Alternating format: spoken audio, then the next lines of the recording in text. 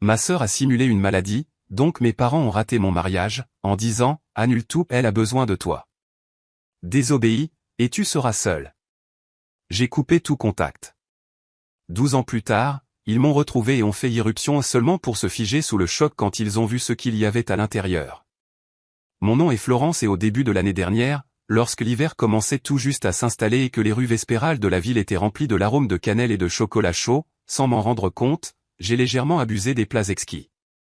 Qu'il s'agisse d'une soupe crémeuse de potiron rôti à la muscade ou d'un copieux goulash qui mijotait à feu doux presque toute la journée et exhalait une ambiance chaleureuse rappelant une vieille couverture couvrant vos épaules par une soirée fraîche, ces petites constellations gastronomiques, comme cela arrive souvent pendant la saison froide, se sont avérées être une surprise pas si petite, 5 kg, ce que je n'avais pas remarqué au début, mais la balance, perfidement silencieuse pendant les fêtes, n'a pas menti au début de janvier. Maintenant que j'ai 43 ans et que la femme que je vois dans le miroir n'est plus la même jeune fille insouciante aux cheveux blonds jusqu'à la taille, mais une femme avec plus d'histoire dans les yeux que vous n'en trouverez dans n'importe quelle bibliothèque, je suis au régime, essayant de redonner à mon corps la légèreté et la clarté dont j'ai besoin, pas seulement pour ma robe de Noël, mais pour moi-même. Après tout, la saison des fêtes approche. Un moment où les tables ploient sous les délices et où chaque repas est accompagné de mots chaleureux apportant rire et une deuxième et parfois troisième part de tarte. Mon plan est simple. Perdre du poids maintenant afin de ne pas me sentir coupable de chaque faiblesse calorique plus tard, car je sais pertinemment qu'il sera difficile de résister. Cela semble être la stratégie parfaite, n'est-ce pas? Surtout considérant le marathon culinaire qui commence avec les premières festivités de fin d'année et se termine par du champagne au 12e coup de minuit. Et pourtant, il y a un délicieux dilemme dans ce plan. Comment faire sans un morceau de chocolat le jour de la Saint-Valentin? Même maintenant, la seule idée du goût soyeux d'une truffe noire avec une touche de framboise me met l'eau à la bouche. Je souris, regardant par la fenêtre où les branches d'un vieux érable sont couvertes de givre. Et je pense que cette année, comme n'importe quelle autre, pourrait bien se terminer avec quelques kilos en trop. Et peut-être que ce n'est même pas le pire. Laissez-moi vous raconter une histoire d'hiver. Une histoire qui m'est arrivée quand j'avais seulement 23 ans. Je sortais déjà avec Antoine depuis plusieurs années.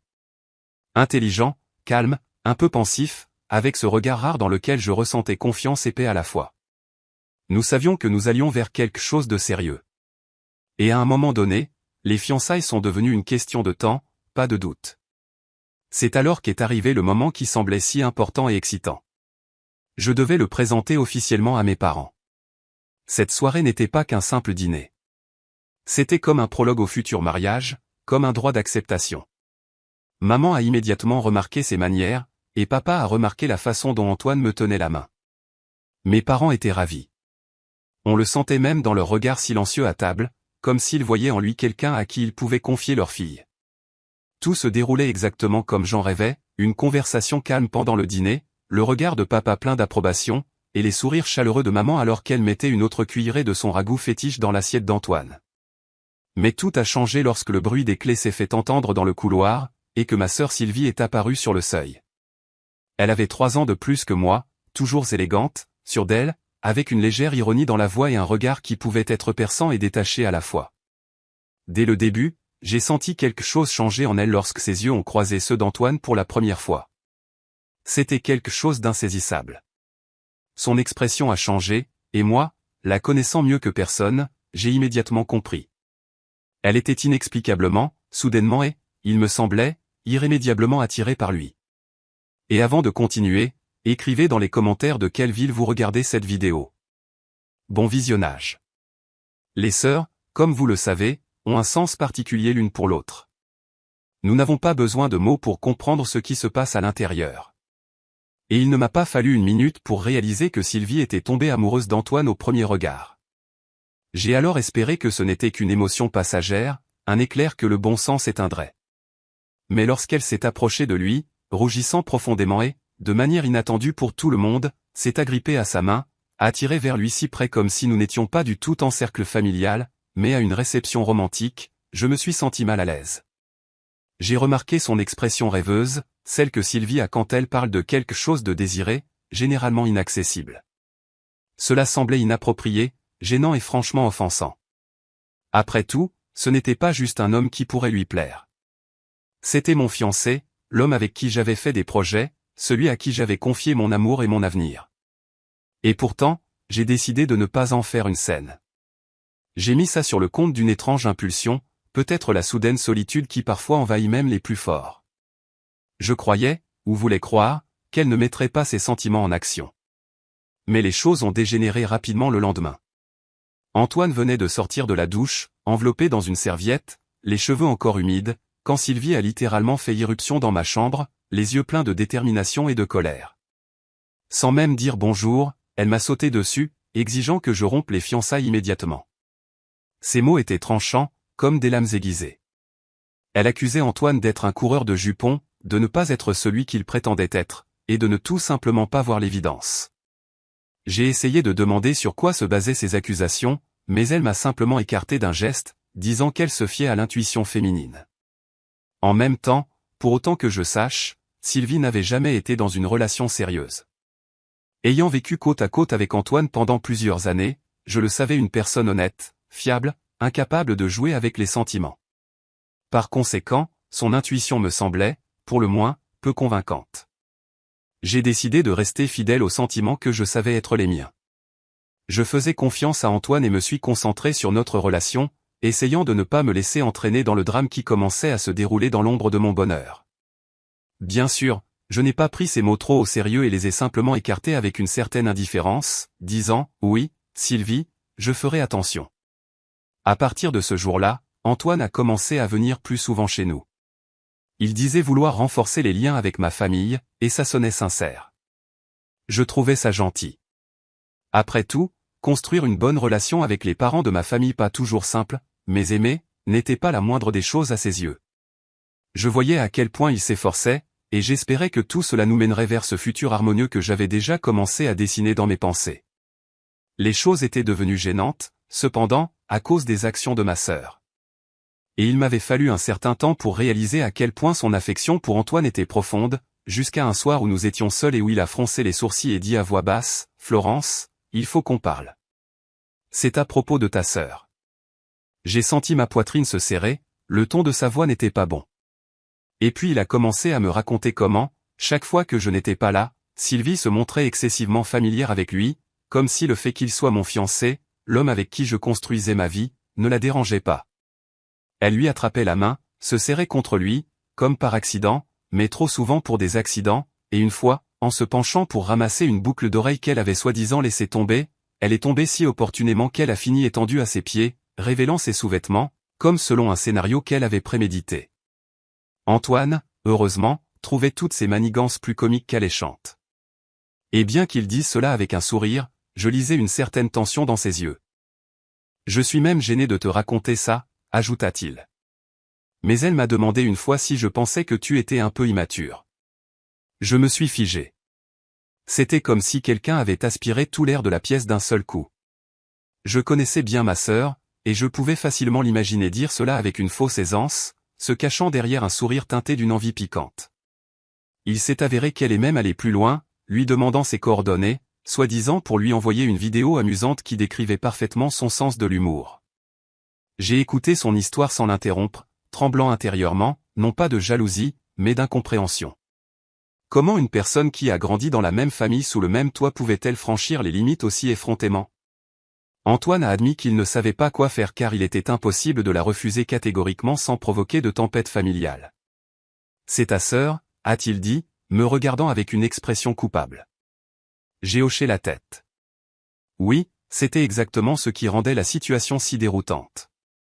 Sylvie semblait croire qu'elle avait une chance parce qu'il ne l'avait pas repoussée brusquement. Et à chaque fois qu'ils se croisaient, elle criait « Eh, salut, Anto !» étirant les mots comme s'ils étaient tissés de soie et d'apesanteur. J'ai commencé à comprendre que ses sentiments pour lui n'étaient pas seulement une impulsion. Il y avait un calcul derrière ses actions, pas seulement de l'amour.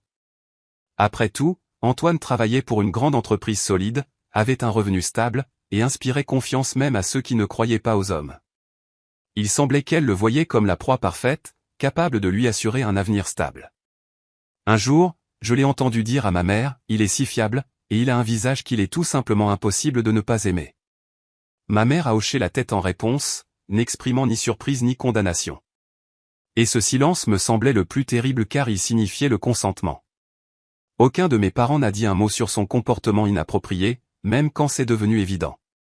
Mais pour être honnête, ce silence n'était rien de nouveau pour moi. D'aussi loin que je me souvienne, mes parents avaient toujours été quelque peu passifs face aux frasques de ma sœur. Elle avait toujours été traitée comme une sœur gâtée dont le comportement était justifié du mieux qu'il pouvait, comme si ce n'était pas une adulte devant eux, mais une fille encore en quête d'elle-même. Une fois, lors d'un dîner familial, on lui a demandé de réchauffer les accompagnements, et elle a mis une assiette en plastique dans le four, ne sachant pas qu'elle n'était pas résistante à la chaleur.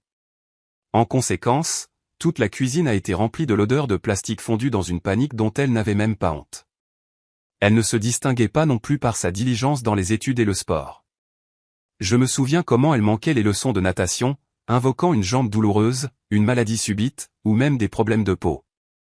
Chaque fois une nouvelle excuse, comme sortie du répertoire d'une école d'art dramatique. Quant aux tâches ménagères, il n'y a jamais eu un seul cas où elle les a vraiment bien faites. Elle n'avait ni patience ni compétence, et pourtant tout lui était pardonné. Son apparence n'avait rien de spécial non plus, un visage ordinaire, des lèvres minces, des cheveux foncés qu'elle essayait toujours de boucler, mais qui pendaient obstinément en mèches sans vie.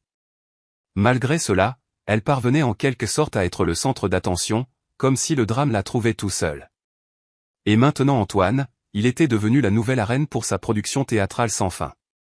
Ma sœur, comme toujours, bénéficiait d'une attention particulière de la part de nos parents.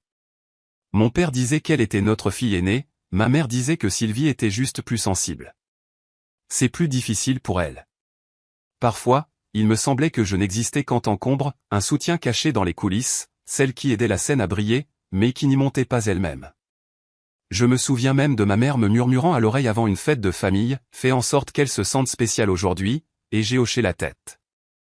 Bien qu'intérieurement je bouillais d'injustice, ce rôle m'était devenu une seconde nature, être efficace, posé, ne nécessitant aucune louange ni attention particulière. Je terminais rapidement les tâches, savais toujours quoi faire et comment le faire, et le faisais sans me plaindre. Peut-être que les adultes n'étaient tout simplement pas intéressés à encadrer quelqu'un qui pouvait tout faire de toute façon. Alors les besoins de Sylvie devenaient toujours une priorité, et les miens étaient relégués au second plan. Progressivement, j'ai commencé à cacher mes succès afin de ne pas sembler trop brillante à côté de ma sœur. Mais au fil des ans, surtout lorsque j'ai obtenu certains succès dans mes études, lorsque j'ai réalisé tout l'effort et la patience que je mettais dans mon propre développement, j'étais de moins en moins disposé à tolérer cette dynamique familiale. J'ai commencé à me poser des questions. Pourquoi devrais-je me rétrécir pour qu'elle puisse se sentir plus grande? Pourquoi mon « je peux me débrouiller toute seule » est-il devenu une punition au lieu de quelque chose dont être fier? Et avec chaque jour qui passait, je ressentais un sentiment croissant qu'il était temps de changer quelque chose, pas seulement dans ma vie, mais dans la façon dont je permettais aux autres de me voir et de me percevoir. Si j'avais continué à me conformer à leurs attentes, à m'ajuster soigneusement, à arrondir les angles, à me faire discrète, à laisser la scène à ma sœur, comme je l'avais fait tout au long de ma jeunesse, j'aurais bien pu perdre ma propre voix à un moment donné, et saper mes capacités, ma capacité à défendre mes opinions, mon estime de soi, cette indépendance intérieure qu'une femme doit chérir et nourrir, surtout lorsqu'il s'agit de sa vie personnelle et de son choix de partenaire. Alors, je me suis permis de me rebeller un peu, pas de façon éclatante et bruyante, mais de façon tranquille et obstinée, comme le début du printemps brisant la glace. Je ne voulais plus être commode. Mais, comme je l'ai vite réalisé, ma détermination à être moi-même a eu des conséquences, et pas seulement pour moi. La relation avec Sylvie s'était refroidie. Elle sentait qu'elle perdait mon soutien, auquel elle s'était habituée. Et bien que nos conversations soient devenues moins fréquentes et plus réservées, elles avaient toujours lieu. Nous pouvions toujours parler de sujets généraux et par vieille habitude, je lui donnais parfois des conseils sur le travail, sur les amis, sur les vêtements. Mais entre nous, il y avait désormais un mur invisible fait de rancœur, de déception, et de son amour impossible. Notre famille, comme beaucoup, avait ses particularités, des bizarreries qui semblaient normales de l'intérieur, mais qui pouvaient sembler absurdes aux étrangers.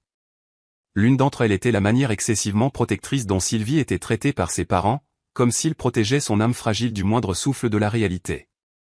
Et en même temps, le léger ressentiment, parfois irritant, qui émanait d'elle chaque fois qu'elle se sentait négligée.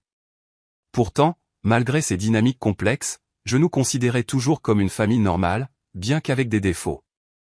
Mais l'équilibre, fragile et tendu, fut finalement brisé au moment où Antoine ne réciproqua pas les sentiments de ma sœur. Et au lieu de faire demi-tour et de passer à autre chose dans sa vie, Sylvie est restée à mes côtés, comme si elle attendait que je recule. Sa déception a atteint son paroxysme au moment le plus inopportun, la veille de notre mariage. Ce soir-là, je n'arrivais pas à dormir, me tournant et me retournant sous la légère couverture, écoutant les voix qui se disputaient dans le salon. J'ai quitté prudemment la chambre et me suis figé dans le couloir, captant chaque mot prononcé avec rage et désespoir. Sylvie criait, « Je ne peux pas accepter le fait que ma sœur cadette se marie avant moi. » Sa voix tremblait mais était pleine de cette agressivité qui éclate quand il n'y a plus rien à perdre. « Ne t'inquiète pas, tu trouveras bientôt un bon partenaire, Sylvie, » essayait de la calmer maman. Papa est intervenu d'un ton beaucoup moins sûr, suggérant de ne pas faire une tragédie d'une soirée. Mais Sylvie a insisté, « Ce n'est pas juste. J'aurais dû me marier la première. » En tant qu'aîné, j'y ai tout à fait droit. Je n'arrivais pas à croire qu'elle considérait sérieusement l'âge comme le critère d'un ordre dans l'amour. Les sentiments peuvent-ils vraiment être soumis à la chronologie? J'écoutais sa voix qui devenait plus forte, et il y avait quelque chose de plus personnel, de plus brisé en elle qu'une simple blessure. Mais le mariage, c'est demain. Est-ce que ça t'importe seulement, maman, a-t-elle crié, et sa voix contenait quelque chose qui peut déchirer même les liens les plus forts. La trahison. Je serai la sœur aînée pathétique qui a été dépassée par la cadette, a-t-elle poursuivi. Et je pensais entendre maman sangloter et papa respirer lourdement. À ce moment-là, j'ai ressenti un étrange mélange de pitié et de dégoût. Pitié pour ma sœur, incapable de gérer ses sentiments, et dégoût que mes parents lui permettent de leur dicter leur volonté. Mais même moi, je ne pouvais imaginer à quel point les choses en arriveraient là. Après l'explosion d'émotions, j'ai naïvement cru qu'elle se défoulerait et se calmerait. Mais le lendemain matin, tout a changé. Quand mes parents sont entrés dans ma chambre, leur visage était sombre. Maman évitait mon regard et papa a dit d'une voix rauque, « Florence, on ne peut pas venir demain. » Je n'ai pas compris tout de suite. « Comment ça, vous ne pouvez pas? Pourquoi? » Et puis maman, sans toujours me regarder, a dit, « Ta sœur est très contrariée. Nous avons décidé de rester avec elle pour la soutenir. » Il m'a fallu un moment pour comprendre le sens de ce qu'elle disait. « Vous êtes en train de dire que vous ne serez pas à mon mariage parce que Sylvie s'y oppose? » Les mots ont jailli de moi comme d'une blessure. Personne n'a répondu. À ce moment-là, il m'a semblé que mes parents avaient rejoint une sorte de secte dans laquelle ma sœur était la figure centrale, dont la douleur comptait plus que la joie des autres. Ce n'était plus de la simple indulgence. C'était une trahison. D'accord, ai-je dit en ne reconnaissant presque pas ma propre voix. Je vais faire un compromis. Laissez-la organiser sa victoire. Nous allons organiser un mariage que personne d'entre vous ne reconnaîtra. Maman a juste hoché la tête. Sylvie, ayant appris la décision, n'a pas caché sa satisfaction. Bien qu'elle prétendît ne pas être satisfaite de tout cela, il était clair qu'elle ne voulait pas que j'épouse Antoine, probablement parce qu'elle avait toujours des sentiments pour lui. Mais la réalité était que j'avais passé le jour le plus important de ma vie sans la présence de mes parents. Mon mariage, mon amour, ma promesse d'être avec l'homme que j'avais choisi, furent à jamais gravés dans ma mémoire comme un jour de douleur et d'aliénation. La nuit précédant le mariage, je n'ai pas pu dormir. Au lieu de l'anticipation, je ressentais de l'appréhension. Je repassais sans cesse dans ma tête cette conversation douloureuse entre Sylvie et nos parents, leurs tentatives impuissantes d'apaiser ses émotions, leur empressement à me tourner le dos pour lui faire plaisir. Je ne pouvais pas effacer l'image du sourire suffisant de ma sœur quand elle a appris que nos parents ne seraient pas là. Elle se tenait près de la fenêtre, faisant semblant de regarder dans le jardin, mais il y avait une pointe de triomphe sur ses lèvres. Le genre amer où la victoire se fait au prix de la joie d'autrui. J'ai dû expliquer à Antoine et à ses parents pourquoi les miens ne seraient pas là. Je répétais les mots en me brossant les cheveux devant le miroir. Je suis désolé, ai-je dit le lendemain, essayant de paraître calme. Mais ma sœur est contre ce mariage, donc ma famille ne sera pas présente. Les mots me sont rentrés dans la bouche comme de l'air glacé. C'était une déclaration déchirante. J'ai vu les visages des parents d'Antoine passer de l'étonnement au choc, puis à un silence anxieux. Ils pouvaient à peine croire qu'il y avait des parents qui choisiraient consciemment de ne pas assister au mariage de leur fille. Mais c'était vrai. Ils sont restés silencieux, portant le poids de cette situation ridicule, blessante et effroyablement réelle, tandis que l'atmosphère lourde, presque tangible, de la rupture planait au-dessus de nous. Ma belle-mère, comme si elle ressentait la douleur, la déception et le vide qui accompagnent le fait d'être une fille et de réaliser soudainement que vos parents ne vous ont pas choisi, a pris ma main, doucement mais fermement, comme seul le fait une personne qui souhaite vraiment transmettre de la chaleur et ne pas faire semblant.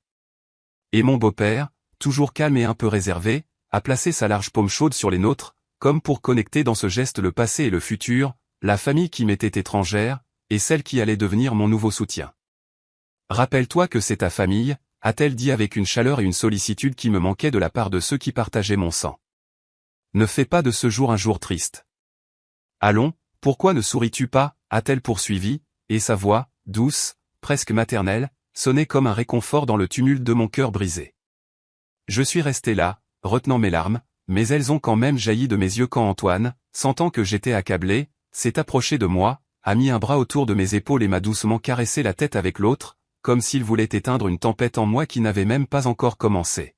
« Florence » a-t-il dit doucement, comme un murmure, « je suis là en tant que ton mari. Alors, s'il te plaît, ne t'inquiète pas pour ceux qui ne sont pas venus. » Sa voix était ferme et chaleureuse, et à ce moment-là, elle est devenue une encre dans ma mer de confusion. Mes nouveaux proches, sentant que mon visage tremblait et que mes lèvres tremblaient traîtreusement, se sont empressés de disperser les nuages. « Ne pleure pas. Tu es une mariée et ton maquillage va couler. » Il plaisantait, essayant de me ramener au moins un peu à l'atmosphère festive pour éclairer au moins un coin de cette journée. Ma belle-mère, me tenant toujours la main, m'a regardé dans les yeux, cette fois sérieusement, et a dit, « Florence, je sais que tu luttes avec ta situation familiale, mais aujourd'hui tu commences une nouvelle vie. C'est un merveilleux commencement.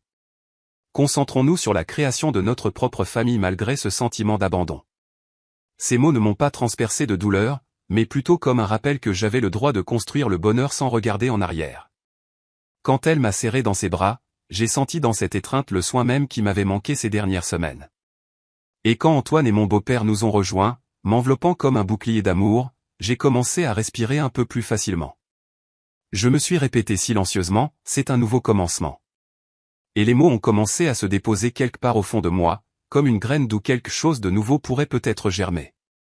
Ce jour-là, Antoine et moi nous sommes mariés sans les grands discours de nos parents, sans le toast larmoyant de notre mère ni le regard approbateur de notre père, mais avec la certitude que c'était notre histoire, et qu'elle avait commencé, quoi qu'il arrive.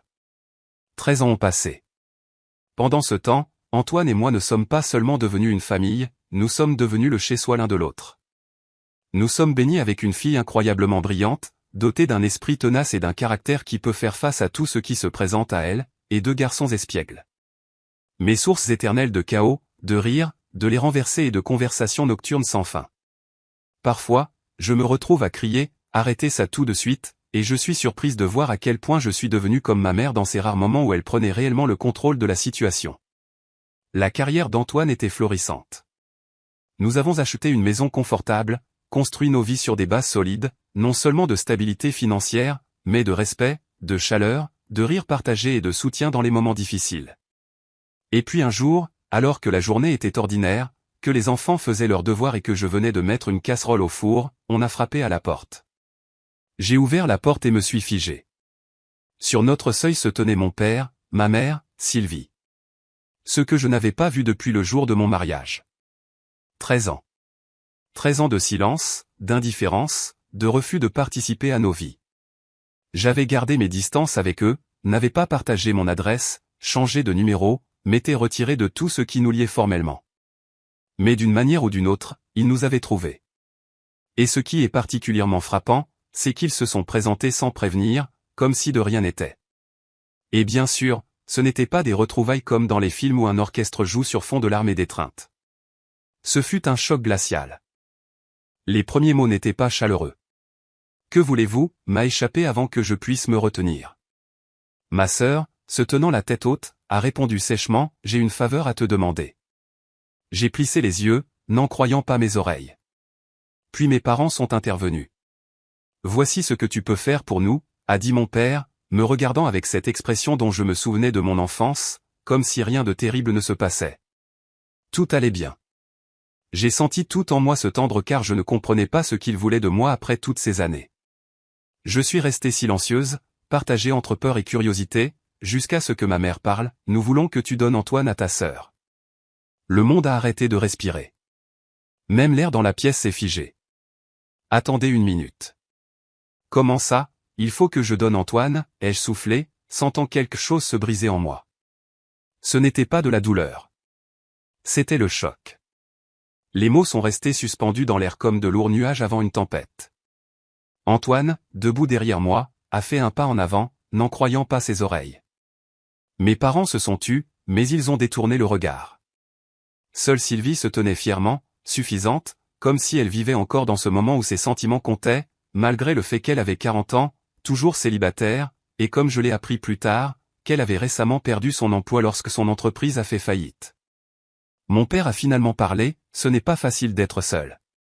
Nous nous inquiétons pour l'avenir de ta sœur. Et il a ajouté, baissant la voix, tu devrais comprendre aussi. En tant que sœur, tu devrais ressentir la même chose. J'ai rejeté leurs arguments d'un ton ferme, non, je ne crois pas, et bien que la rage s'enflammait en moi, me brûlant comme du feu parcourant mes veines, extérieurement je suis restée calme et silencieuse, me retenant et observant ce qu'ils allaient dire ensuite, car j'étais intéressé de voir jusqu'où leur absurdité pouvait aller. Mais plus mon père parlait, plus ma déception grandissait, et ses mots devenaient de plus en plus absurdes, comme tirés d'un script théâtral faux. Elle a toujours été comme Antoine, a-t-il commencé comme si cela suffisait à expliquer. Et elle est toujours seule à cause de ça. Il a dit cela avec une triste gravité, comme s'il ne remarquait pas l'énormité de ses paroles. Et puis il a continué, toujours de la même voix égale, tu as déjà passé du temps avec Antoine, n'est-ce pas? Pourrais-tu s'il te plaît laisser ta sœur être avec lui pour le reste de sa vie? J'ai fait un pas en arrière involontaire, comme si ces mots pouvaient me toucher physiquement. Que voulez-vous dire, ai-je demandé, ne cachant plus mon incrédulité. Antoine se tenait à proximité, également choqué, cherchant ses mots, mais incapable d'en trouver qui puissent exprimer adéquatement notre stupéfaction. Pendant ce temps, mes parents continuaient de plaider comme s'ils ne nous avaient pas entendus.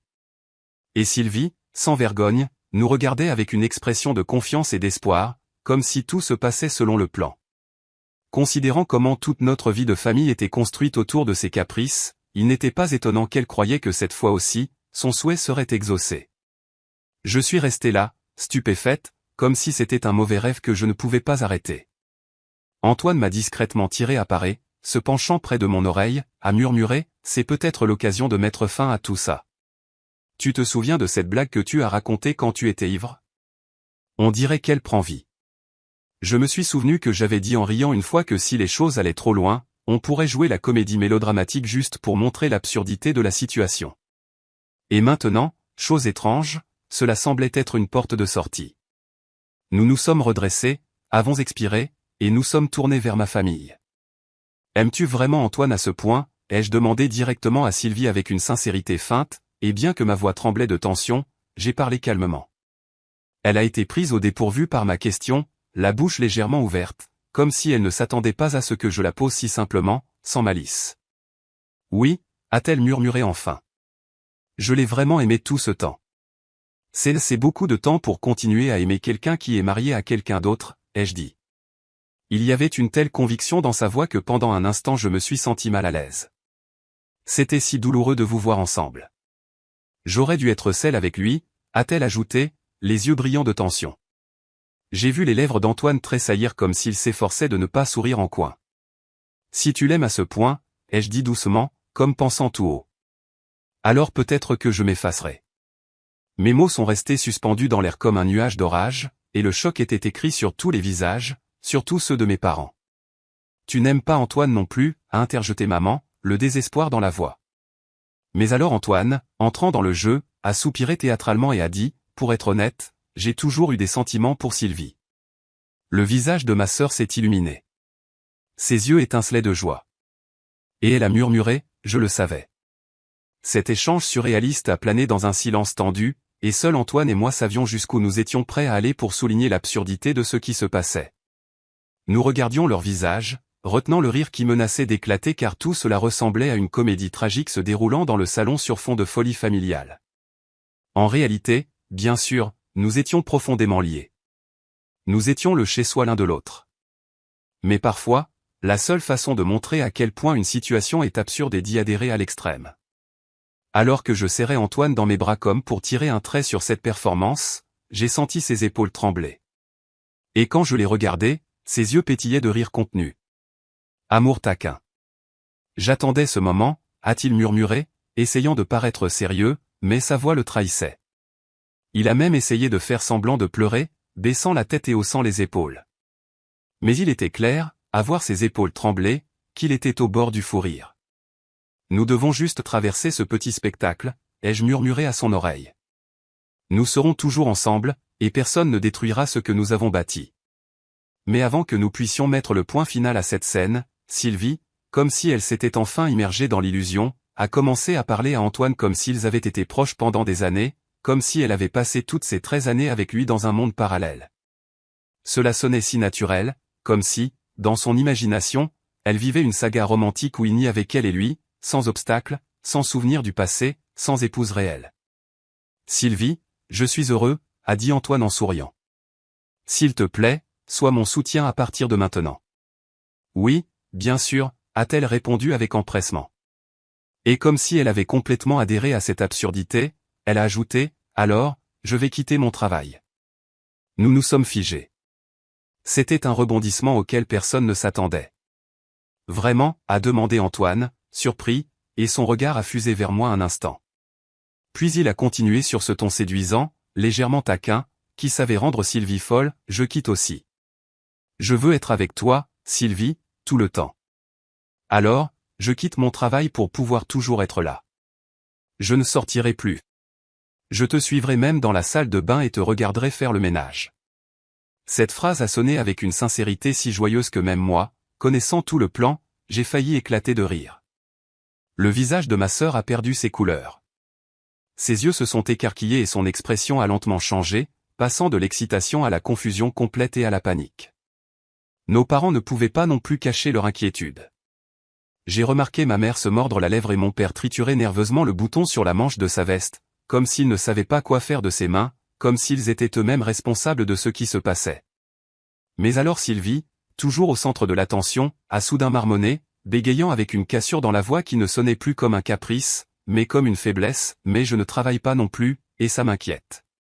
Elle a dit ça doucement, presque timidement, et pour la première fois, quelque chose comme du doute a éclairé ses yeux.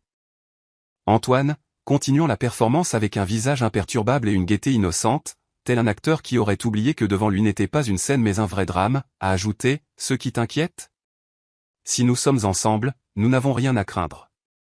Nous n'avons pas besoin d'argent pour être heureux, » et il a écarté les mains comme si, par ce geste, il pouvait embrasser toute l'absurdité de ce qui se passait. Mais il ne s'est pas arrêté là et a continué à développer l'absurdité de la situation, bien que, bien sûr, il faille payer l'assurance, de nos jours, n'est-ce pas?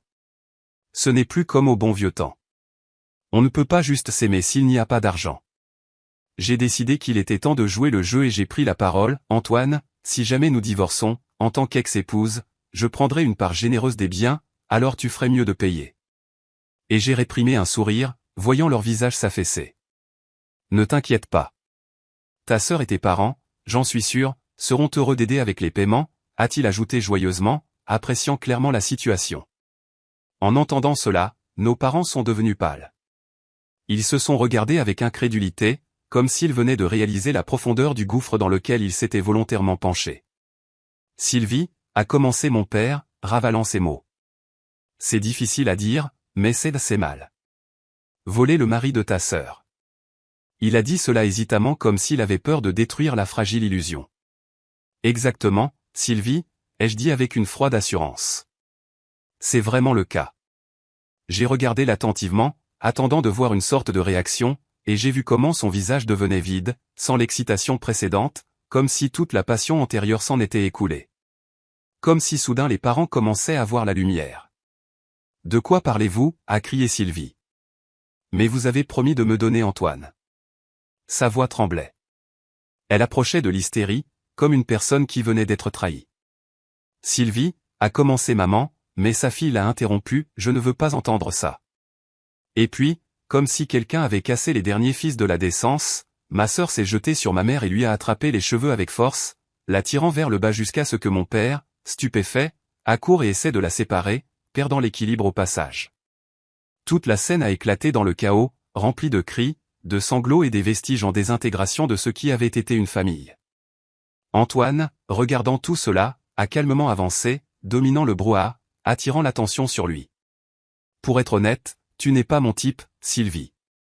Je te respecte en tant que sœur de Florence, mais à part ça, je ne veux pas passer beaucoup de temps avec toi. Surtout ce regard tourné vers le haut. C'est franchement repoussant. L'idée que quelqu'un nourrisse des sentiments non partagés pour moi est assez lourde et désagréable. Ces remarques franches sont tombées sur l'assistance comme une pluie glaciale en plein été. Ma sœur s'est accrochée à son dernier espoir. Mais Antoine, ce qui s'est passé avant. Et sa voix la trahissait. S'il te plaît, ai-je dit sèchement, arrête d'être si négligente avec le mari de quelqu'un d'autre. Il ne pourrait jamais tomber amoureux de toi. Je savais que cette phrase ferait mal, mais il était insupportable de continuer. J'ai décidé que l'absurdité devait prendre fin, car ce qui avait commencé comme une farce s'était depuis longtemps transformé en une performance douloureuse où les visages et les sentiments étaient perdus. J'ai regardé comment elle, le visage blanc, a titubé vers Antoine, mais s'est arrêtée en entendant mes mots, nous avons une famille et nous vivons heureux. Ses pas se sont arrêtés. Elle s'est lentement tournée vers moi et j'ai vu sur son visage un mélange de blessure, de confusion et de choc total. Tu m'as menti, a-t-elle crié comme si elle ne pouvait croire que quelqu'un dans ce monde puisse être aussi dérangé. Comment peux-tu penser que quelqu'un qui ne t'a pas écrit depuis 13 ans t'aime, a-t-elle ajouté, et il y avait un défi dans sa voix. Ce n'est pas si irréaliste, lui ai-je lancé, essayant enfin d'apporter une semblance de bon sens à la situation. Son visage était rouge, ses yeux étaient remplis de larmes, ses lèvres tremblaient de colère et de déception. Si tu étais une candidate vraiment attirante, peut-être, ai-je commencé, puis j'ai continué sans relâche, mais personne ne trouve de charme chez une personne qui est au chômage, dépendante de ses parents, et n'a aucune indépendance parce que sa mère a toujours tout fait pour elle. Je savais que les mots seraient durs, mais je savais aussi qu'il était temps de dire la vérité. Antoine a doucement ri derrière moi, non pas de façon moqueuse, mais dans une tentative nerveuse de relâcher la tension, réalisant avec quelle précision j'avais mis le doigt sur le problème. La frustration de ma sœur a éclaté en pleurs forts et incontrôlables. Ses sanglots étaient convulsifs, silencieux, puis s'intensifiant jusqu'à ce qu'elle tombe à genoux et couvre son visage de ses mains. Nos parents se sont accroupis à côté d'elle, essayant de la consoler, mais ils étaient de plus en plus perdus dans leur propre confusion. Leurs yeux allaient de ci, de là, remplis de la réalisation naissante que ce qu'ils avaient passé des années à créer, nourrir et tolérer était en train de détruire tout ce qui nous avait autrefois liés en tant que famille. Donc, je ne céderai pas Antoine. J'ai dit ces mots calmement, avec assurance, avec une clarté intérieure qui n'avait pas besoin d'être criée car elle était plus forte que n'importe quel bruit. S'il te plaît, cède, Sylvie, a-t-elle essayé de supplier, la voix tremblant comme une feuille d'automne arrachée à sa branche par le vent. Mais j'ai juste secoué la tête. Non, ai-je dit fermement. C'est la fin. Arrête ça.